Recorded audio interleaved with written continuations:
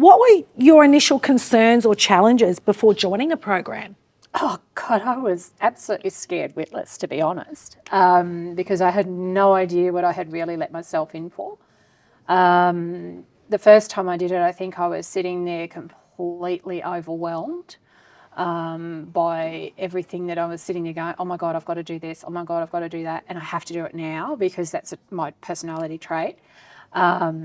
And there was a couple of times where I just had to walk away from the session because I just couldn't deal with it from a mental health perspective at that particular time.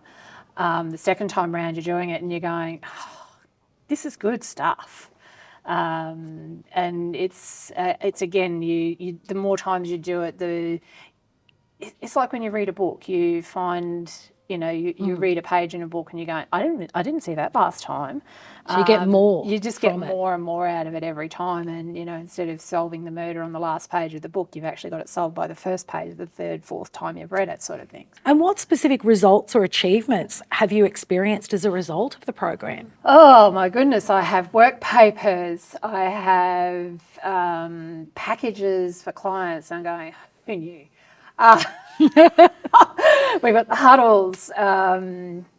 We've got A team. I've got a team now that I didn't know that I needed, wanted. Outsourcing, never knew I knew it was a thing. I didn't ever think that it would work for me because I didn't understand the technology. Through the connections I've made, I was able to then say, oh, okay, well, there's tech stuff out there that can actually make this happen.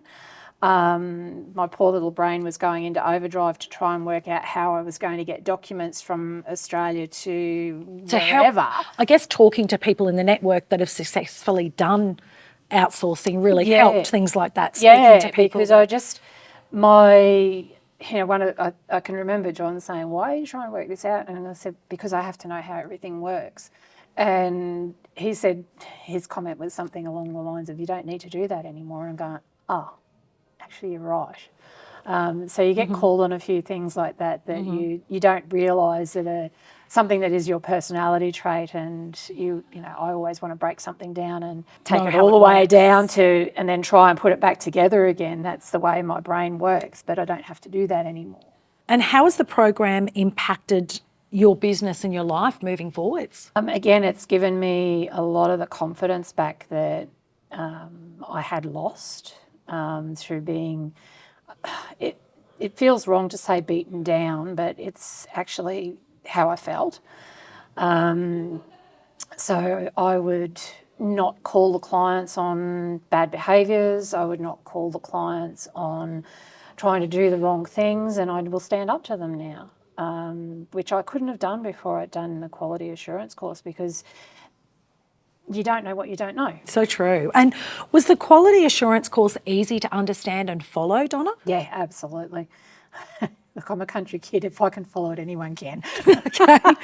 And what about the BP team support and guidance and accountability? The accountability side of things is a little difficult because I've never been accountable to anyone. And that's my personality trait. That's nothing to do with anything within the team or anything like that. So that's something that I have to work on. But the team support, I can't fault it, honestly. There's nothing that I have asked for that I haven't got. And again, it's a thing where I'm now not afraid to ask, whereas before I started, I was always afraid to ask because I would think people would think I was stupid. Another personality trait. Okay. So it sounds like you've learnt a lot about yourself as well. It's a personal journey It is as much a personal journey as it is working out what to do with your business and how to work with your team and work with your clients. There's a lot of mental health aspects that I think a lot of people are probably not aware of about themselves until some buttons start to get pushed. So some limiting beliefs you're talking about? Absolutely. And then until someone actually pushes that button, you don't know that that's what you're doing. And then when you realise, it's like, oh, gosh. You can understand it and make some changes. That makes some sense now. How am I going to fix it? And if you don't have the skills to fix it, find someone who can help you fix it. And whether that's the BP team or the BP team saying, hey, you need professional help, here's the contact or whatever it happens to be. So, yeah.